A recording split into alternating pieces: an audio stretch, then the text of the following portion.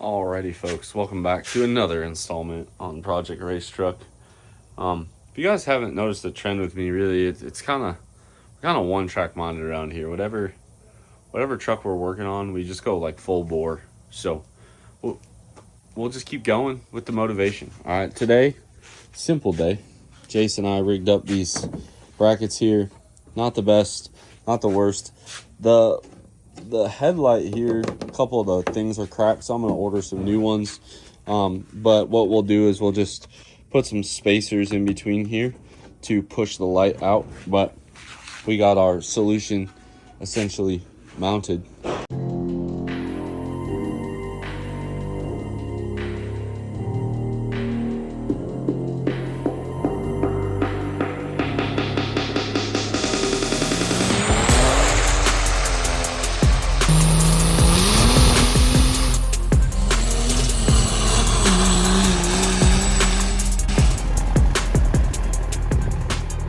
Either way, we are working on clearly the fuel tank. Before I did the fuel tank, I wanted all the wiring routed correctly.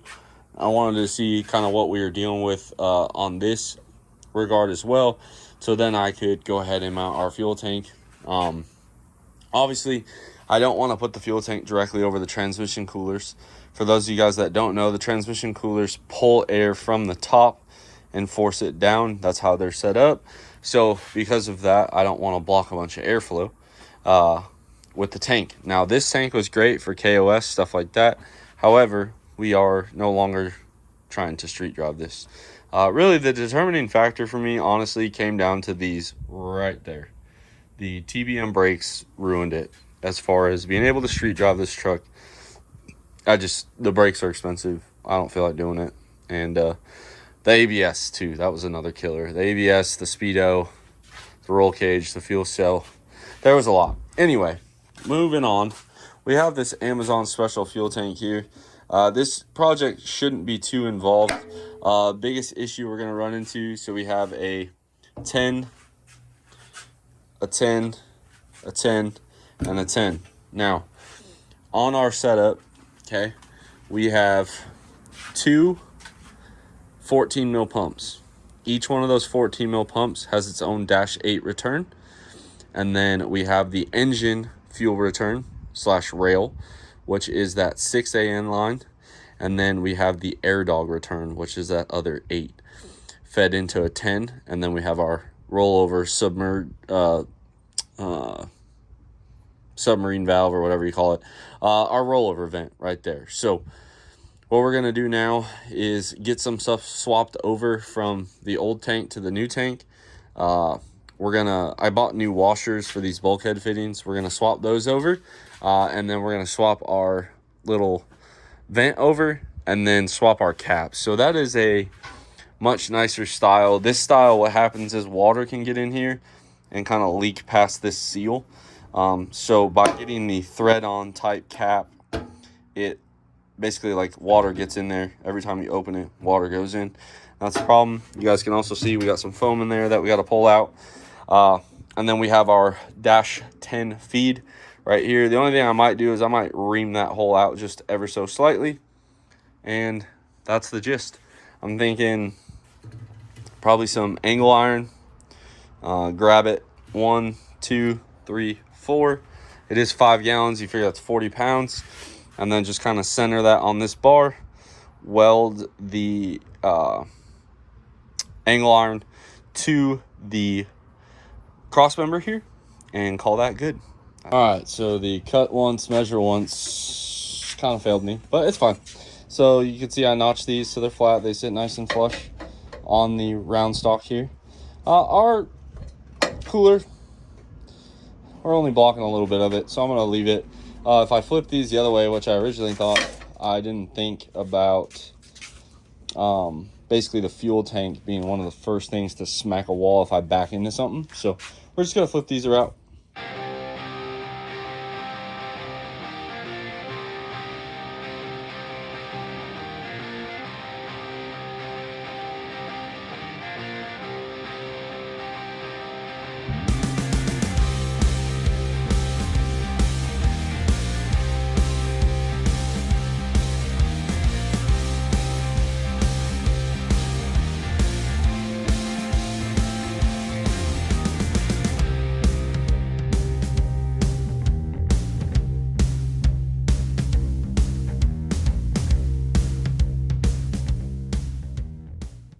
Okay, so we ditched the first round of brackets. I forgot about the sump.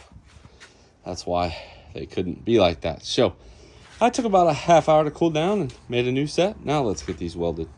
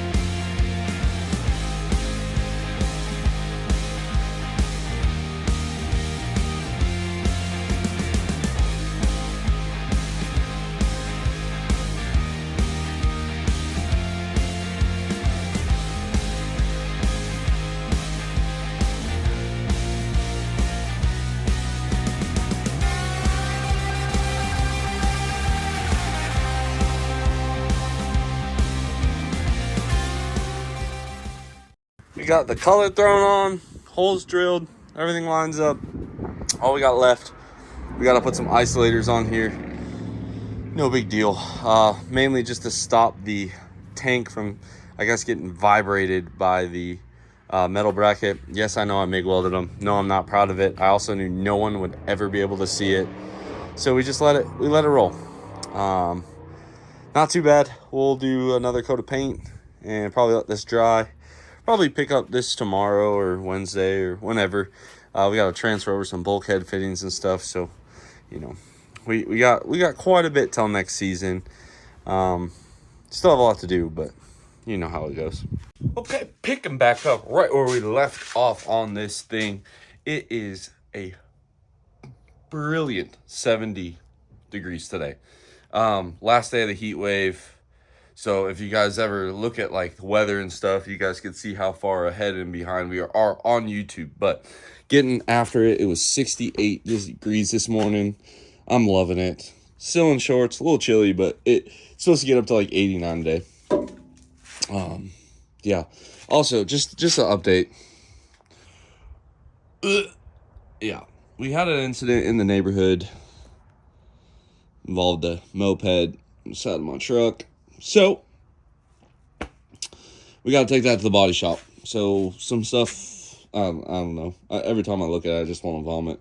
So, anyway, we're back on the fuel tank. All right, back on the fuel tank. We have our little pieces of rubber strap here, as well as our isolators. Like I told you guys before, we're going to reuse some stuff.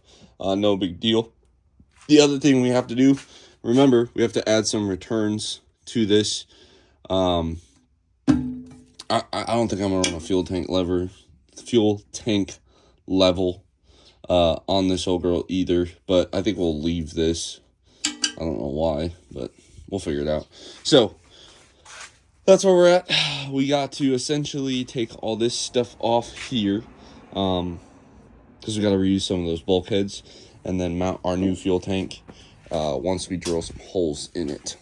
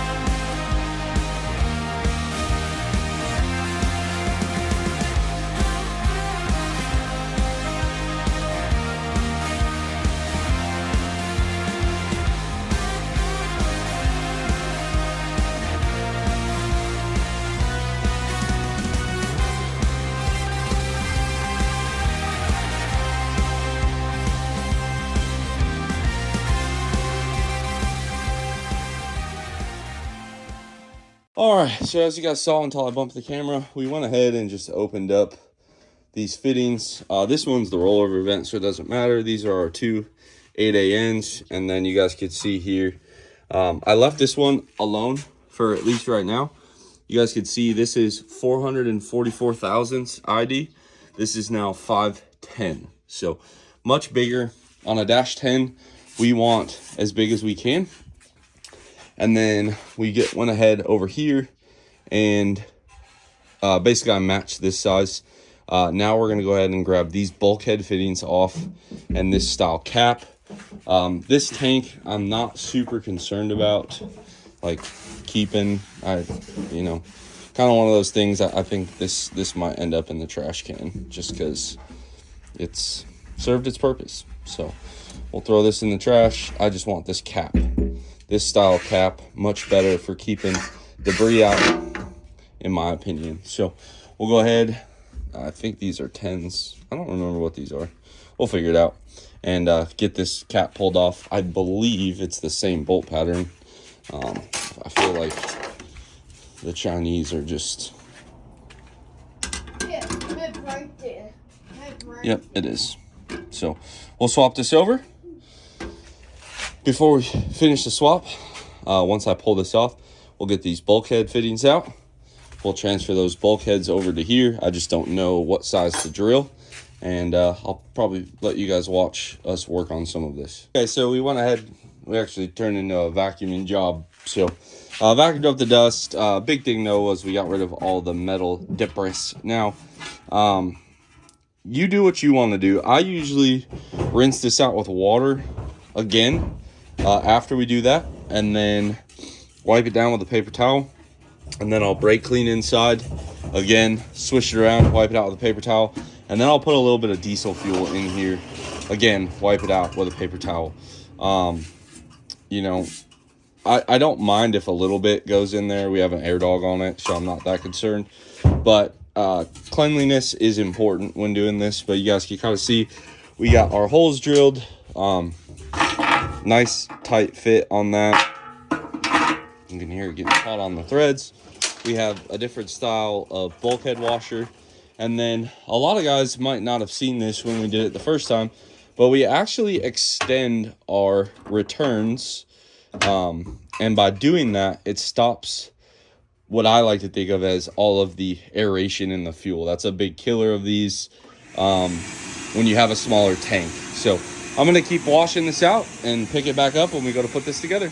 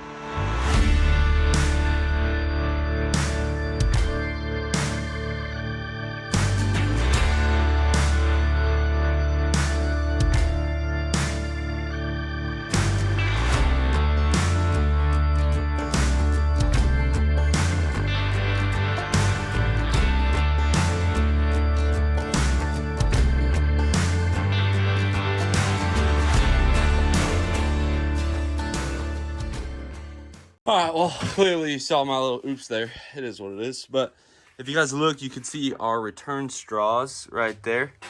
You don't want them at the very bottom of the tank. You just want them close to the bottom. So that seemed to work well for us on aeration. So I'm going to just keep that moving forward. So now it's time. We're going to put our little rubber strips here on the top bars. And then we're going to put a big puck here, big puck, and then little pucks. Try to really isolate the vibration. What you don't want is a fuel tank that has a ton of vibration, because the vibration will ultimately kind of move the fuel around and do exactly what you don't want, which is slosh it. So I'm going to get this all set up. You guys can watch.